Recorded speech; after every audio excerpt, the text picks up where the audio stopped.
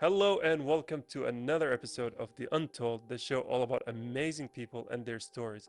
I'm your host Abdullah Hindiani. And I'm your host Saad Al Azmi, and today we have another untold story. I think, Abdullah, this story will talk about how to study abroad in such a young age. Today we'll talk about Marwan Al Hassan Baniberi Mako.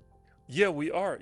Honestly, I think from all of our guests, that is by far my favorite name we've had on the show. He has such an amazing name, Yes. Marwan Hassan Beniberi Mako, and I am so delightful to have him on the episode. First and for all, because he's from Benin, which I think is in a very unique position for me personally. Yes. I'm not aware, a lot of things about it, so I'm Yes. curious to see his story, how he came along, how he's adapting to our norms and our culture. Yes, I think when I'm reading the questions to ask Mr. Marwan, I think he's doing a lot of things together. I think the main thing we should ask him how he's doing this, the time management it takes for Yeah. him, and he's also a model. Can you believe it? A lot of things from him, and I think today we will have a very exciting episode.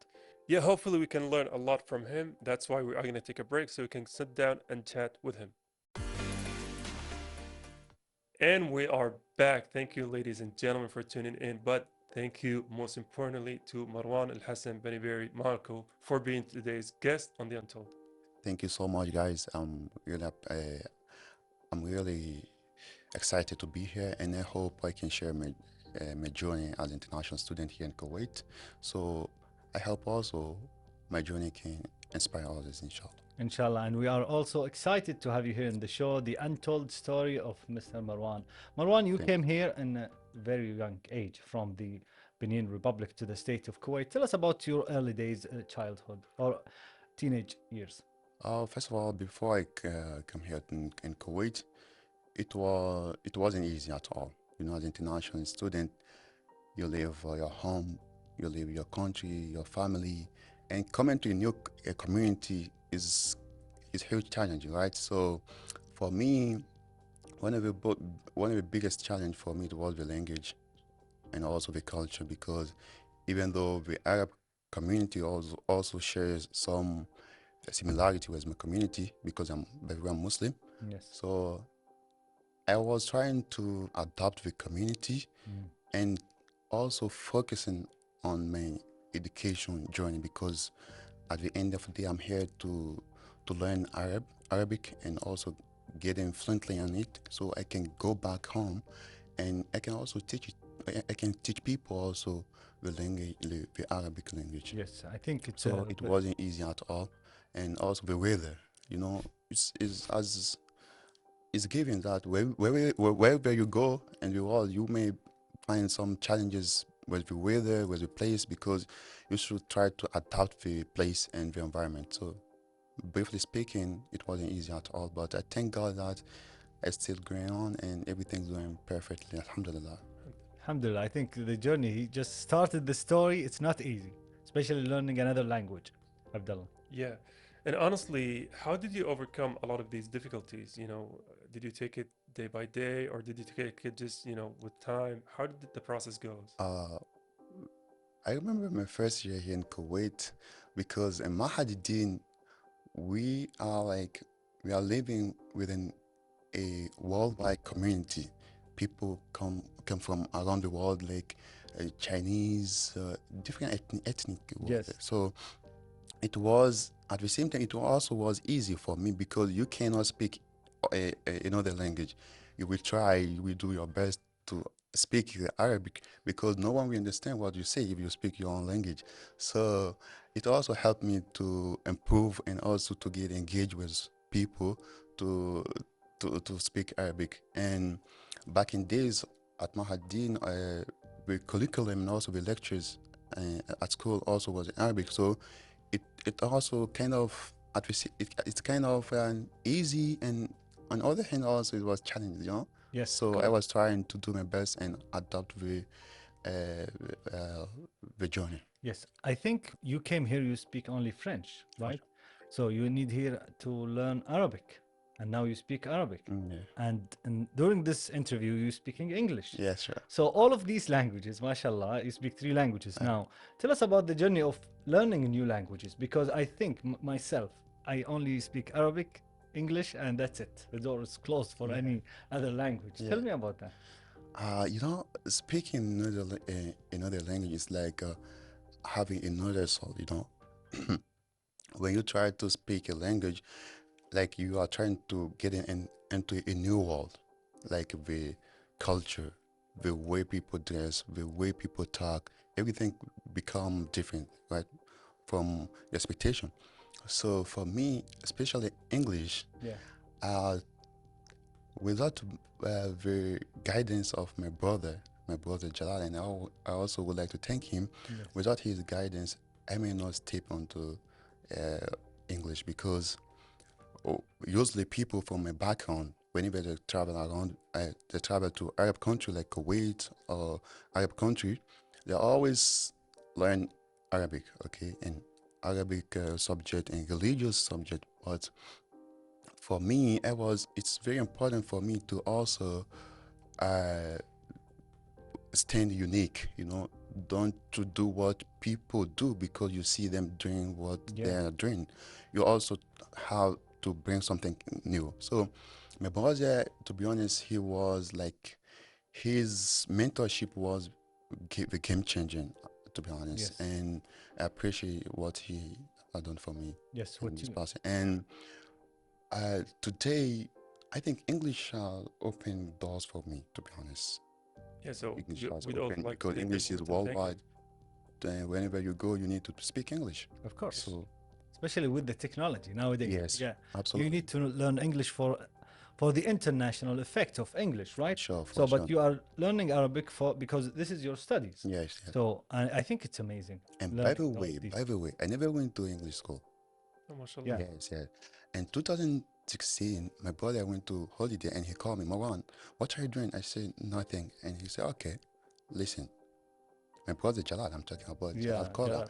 and he told me that I will hire a English teacher, and you will go to him, and he will teach you. He will give you basics of English for just 2 months. I said, okay, it's fine. I don't do nothing, so I Yeah. think that can, so it's like a self improvement for me. At that age, I was like maybe 16 or 17, 2016, and from then, uh, after 2 months, I come back to Kuwait, and I also went to English institution here in Fagwania for 3 months. So since then, I started learning English from social media, from YouTube, and watching videos. So I was trying to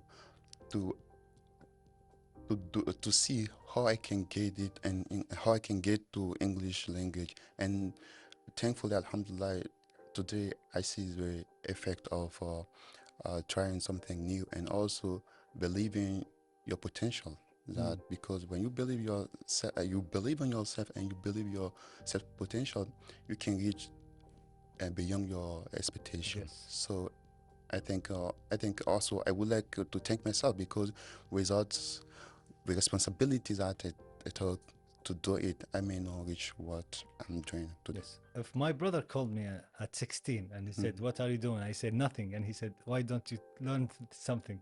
I would refuse. I prefer to go Yeah. playing, right? Yeah. So that's why you are doing something really effective for yourself. And we are really admiring Thank you so Marwan much, for guys. doing that, Abdullah. Yeah, honestly, especially his brother Jalal. So again, we want to thank him for Thank you, setting you on a Jalal. path of success. Thank you, yeah. Merci and shukran. Yeah. Yes. You know, speaking of learning, so, you know, different languages and new experiences, I want to ask you about something is that when you first came here and you first, you know, set upon all of these paths, did you find it easier once you understood the language, or did you find it easier to stay within, you know, your own group, your own friends, or to diverse or go outside? Like, talk us through the process. Uh, when I came here in Kuwait, I I wasn't. I don't even know what I was doing, to be honest. Yes, Mm. before at young age, you left your parents, your family, your home, and you are trying to do something new. But the only one thing that I knew and that back in days, I was on the meaningful journey because as an international student, I can do something for my community, and also I can do something even here in Kuwait, what by what I get like learning, because by the way, being international student in Kuwait is privilege, you know. Yes. Yes, and we thank God for that. Yes. So back in days, briefly speaking, I don't know completely. I wasn't sure. I wasn't fully sure about what I'm becoming, you know. But before I graduated from Mahadidin, 2 years before, so I say, why not? It's very important for me to figure out what I want to do in future. You know, even though there may be some thing that my country or Kuwait can give me, so it's very important to figure out to yourself what you want to do. So you all remember, even you, Mr. Abdullah, back in days at school, your teacher asked you, what do you want to be when you grow up? You know, want you, to be honest, for me, I was okay, maybe because I was taking a, Arabic subject and religious thing, I think. So I can provide people with my knowledge. So that was only my answer. So with time, I started discovering new things with English, also English language. To be honest, English language is very important for everyone. Yeah. Voila. So it gave me the chance to open my expectation, my mind also. I become more flexible to everything what I'm doing, what I see around me. Yes. So even I have a question, guys. Yes. When you were at high school or middle school, for sure you get discussion. What do you want to be in the future? Very difficult question. You know, I was going to tell you that see? actually. You They see? asked us that, Yes. Abdullah. Saad, what do you want to be? I have no answer actually. That's why you're great, Marwan, because he said I want to learn Arabic language and study religion, and this is something very important for people, for students at high school. Actually, Marwan, I have no answer. What about you, What Abdullah? about Did you know that you want to be a TV presenter? No, no, this was far from it. I think when we were kids, the world seemed so binary, right? It was so, I would say, grayscale, you know? You couldn't choose anything outside of the lenses of reality. So I think I wanted to be an astronaut, you know? I think that was my I immediate was answer. expecting that from you, Yeah. Abdullah. There are three things, the usual suspects: lawyer, medical doctor, lawyer, MD, or maybe police officer here in Kuwait.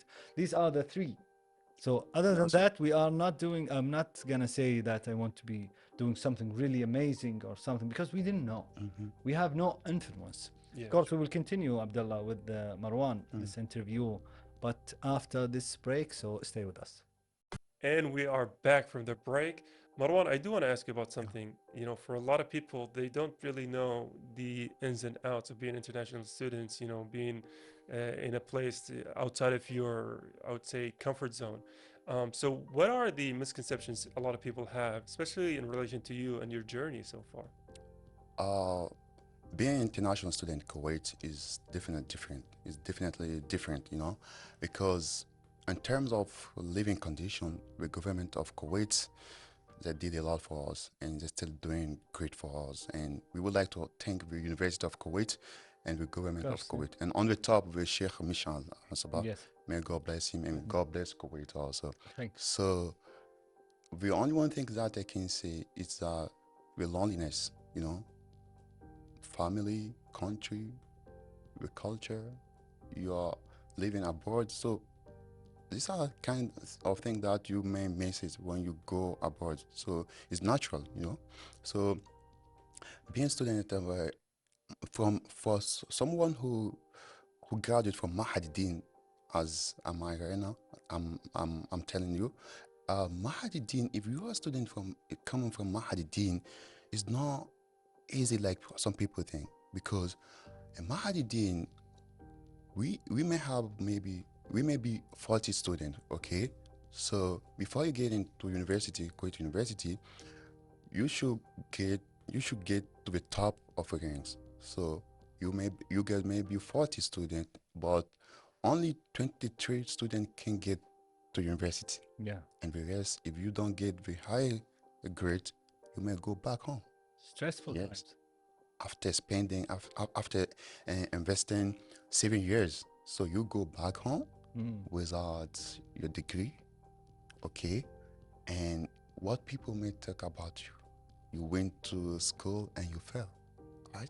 Very difficult. So it's challenge for us. It's very challenging for us as international student, for those who come from Mahadin. But about other students, I don't know a lot about them, but usually they come from like embassy of something like Yeah. a charity government, charity organization.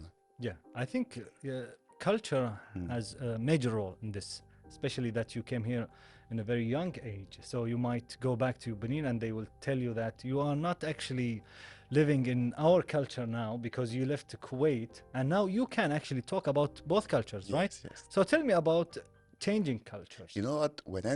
Whenever I go back home, people call me Kuwaiti. Yes, they call me. I was and very going well- to say that. Yes, they actually. call me Kuwaiti. And if you tell someone you're coming, you went to Kuwait, oh, Kuwait, you Yeah. went to Kuwait, mashallah. Yeah. People respect you, huh? Kuwait, mashallah. Even my fellow student who are studying in Saudi Arabia, they Yeah. call me, they call me boss. Yes, sir, you student boss, you're boss, you're all boss. I say, no, you guys are kidding. So, What do you and say I to always, them? What do you say to them when they ask you about Kuwait, the culture when of people Kuwait? talk about Kuwait, listen, my brother Abdullah, whenever people try to talk bad thing about Kuwait, I always try to defend Kuwait because this country did a lot for me, to be honest. I'm grateful for Kuwait and to the government of Kuwait and to also Kuwaitis because I learned a lot of stuff in Kuwait, and Kuwait giving me opportunities that I never thought about, to be honest. Yeah. So it is kind of, and I think maybe I can give back to this community one day. We never know what can happen. So maybe it can be with some resource, I never know. But You can look I'm Kuwaiti actually if and you wear that. even being grateful for what Kuwait has done for me is also something important. Yeah. Well, I think we are very grateful because you are, mashallah, you're a great speaker. You know, you carry yourself with a lot of grace, with a lot of elegance. Thank you. The fact that, you know, wherever you go, you're kind of representing Kuwait. Yeah. You know, you're bringing Kuwait with you. We feel proud about that. We feel happy about Thank that. you. Thank Yes. We also want to thank you for My that. pleasure. Thank you, guys. Yes, I think we will talk about another subject, Abdullah. You are an entrepreneur as well. For sure. So now I think I am reading a pattern here. Since early days, you are very smart with languages, and you managed to employ all of these in your mind that these are the most important things in my life. So now let's talk about you being an entrepreneur.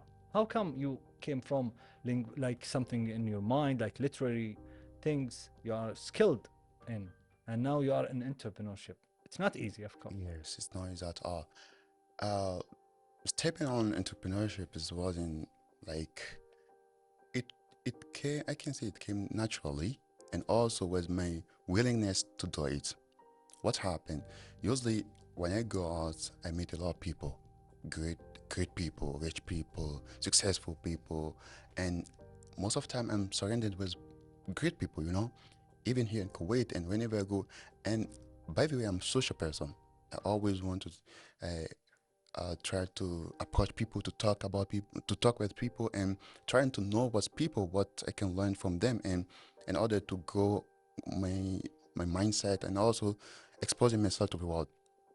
So growing up with all of this in mind, I realized that I should try uh, to do something good with all these opportunities. You know, You mean using it? yes, using it. So I say, okay, I have also one of my uncle who is also a commodity trader in Benin, and whenever I see him, he's always busy calling, like a business.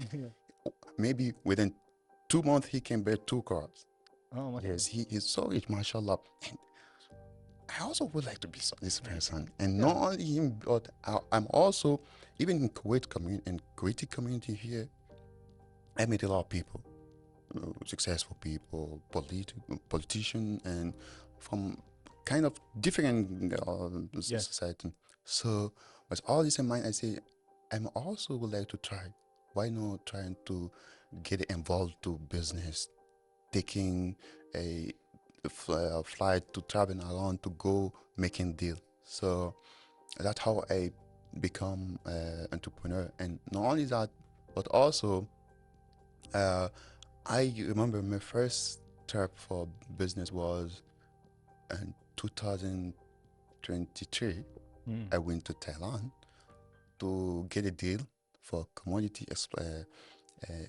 for making deal to buy food like rice and some commodity stuff to Yes, bring commodity. to Africa market. So when I went there, I met the boss. He's rich person. He's so rich. He's mashallah. He has a lot of company within Thailand and China and a lot of different countries. Did you Okay. fear the situation like you I am doing something really serious? Yes. And I and that was my it and that time it was my first business meeting. Okay, Yeah. because I was sure about myself. I know what I want Yes. because taking flight from Kuwait to Thailand, if you don't know what you want, so why are you going? Why you are going there? So Did you study that before going there? Do you not like you have the experience? I even tried to talk with some of my friends. They told me, no, Marwan, don't you bother yourself. You don't need it. This is us, Abdullah. Yes, you don't We'll need. say that But I here. believe in myself. That's the reason why I'm also saying that I would like to thank myself because I trust I trust myself and I know that I can be further than I have expected it. So when I went there, we talk about business and how we can do it, and from that one, everything started. Alhamdulillah. Alhamdulillah, and till now I can say Alhamdulillah, things are going great for me. Yeah, Alhamdulillah. Yeah. great things that Abdullah that you see he's managing his time Mm. Yeah. like us, Abdullah. Yeah, very much like us. Yeah, Yeah. we are these expertise in managing time. Yeah. I do want to ask you about managing time. This leads to my next question because you're also a model. You have your studies, you have your businesses. How do you have your travels, like you've said? How do you find the time to balance all of these? Uh, Sometimes it's kind of it's challenge for me, to be honest. Doing all of this at a young age of modeling and study and also entrepreneurship, philanthropy also, it's not easy. But sometimes I get lost. I get lost. I don't know what to do, what's the next. But because sometimes it's like, but usually I try to prioritize what comes first. So but the most important thing for me is study. Okay, studying because I'm here for what? To study. Study, yes. So that one of the most important thing I always prioritize before I do what follow. So things can follow step by step. So I do it, but I always try to have a conscious schedule, but it's not easy at all because sometimes you may have a deal, okay, and you also have an exam. I remember before 1 week, I went to Benin, okay, I went to do some stuff like papers and also for business travel, and also have at the same time I have also exam at university, so I should go early and come early to do my exam. So it never be easy for doing such as great thing at the same time. But we thank God for His guidance and what He's doing because a lot of people would like to do what I'm doing right now. Yes. Even now, I don't. I see the journey is still long, but till now, I do appreciate what I'm doing, and I would like to encourage myself to keep doing what I'm doing. Is there something specific you do? Because I really want to know.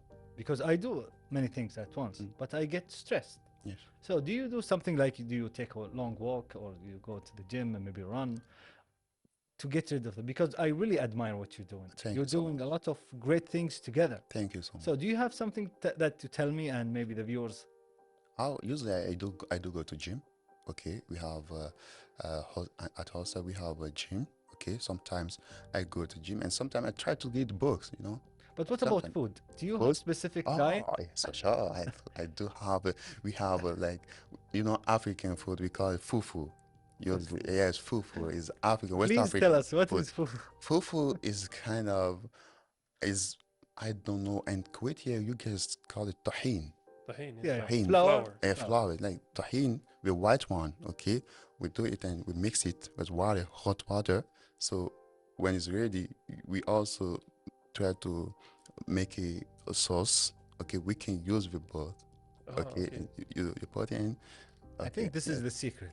And not only that, we have Full food. West Africa. We have a lot of soul food. You know, we Yeah. have a lot of. So you don't have a specific But usually restriction? that's what I do and at all Do step. you have restriction? You don't eat sugar? Do you No, don't eat junk no, food? Alhamdulillah. I eat everything, Alhamdulillah. That's You always eat the way to go. We are jealous now. I don't That's always have the way it. to go. Alhamdulillah. Eat everything. Alhamdulillah. I eat everything, Alhamdulillah. And also That's speaking, you know, you've also, mashallah, said alhamdulillah so many times. I want to go into that point because you've also have a lot of philanthropic efforts. Mm. So I want to ask you, what led behind that decision, right, to have so many communities, you know? You want to give back to them? Yes, good question. For someone who grew up here in Kuwait and was also living within African community, and whenever I go back home, I see a lot of students and especially vulnerable children on orphans without support. No one cares about them. No one cares about them. So for me, I thank God that I have all these resources. Like I have a good network. I'm also blessed. Okay, for me, I'm blessed. Alhamdulillah, I'm blessed because a lot of people would like to be where I'm here right now. Yeah. Thank you so much. I think this is the story of Marwan, your untold story, and really appreciate everything that you told us about your journey. And I'm sure that the viewers, they get inspired, Abdullah, For but sure, what for Marwan is doing, many things at once, and we wish you all the best, Thank Marwan. you so much. Yes. Yeah, we do want to thank you for all of your efforts, you know, for also representing Kuwait wherever you go, even outside the boundaries of Kuwait. sure. We also want to thank you for being our Thank guest you today so on The Untold. Thank you. We also want to thank you, dear viewers, for staying tuned. We are going to take a break, so stay tuned. And with that, it's a wrap on today's episode of The Untold. Honestly, amazing speaker, a great individual. Yes, studying languages, being an entrepreneur, and being a model, all of these things. And I asked him about his diet. You know, this is really a very important subject. I know, Abdullah, you are hungry, you are waiting. I am starving. Chicken are waiting for you. I think you should skip for fufu as Yeah, I think that's the, you know, when we were talking, whenever he said, you know, they have soul food, they have fufu, my mind immediately jumped with lights. I was Yeah. like, okay, I gotta try that. and I think from the name you can see that it has less calories. Yeah. Fufu sounds friendly. I think I'm really talking seriously because I think Marwan, he's really amazing. I really admire what he's doing. In such young age, he can really combine all of these together. This is this thing that I think the viewers should take the example of how to manage yourself, how to have the control over your life. I am really inspired today. Yeah, me too, honestly. Like you said, very well put. You know, the key message of this episode should be to manage your time wisely Yes. because, like you've highlighted, he's a model, he's a student, he's a entrepreneurship. Also, he has a lot of philanthropic, you know, efforts. Yes. He's a man of so many different fields and he's excelling at all of them. Yes. We do want to thank him for joining us on today's episode of The Yes, Untold. I think we are really sad to see this episode ends, but fortunately we have the episode. We can see it, the untold story of Marwan. So our viewers, I hope you enjoyed this episode of The Untold, and till the next episode, stay safe and goodbye.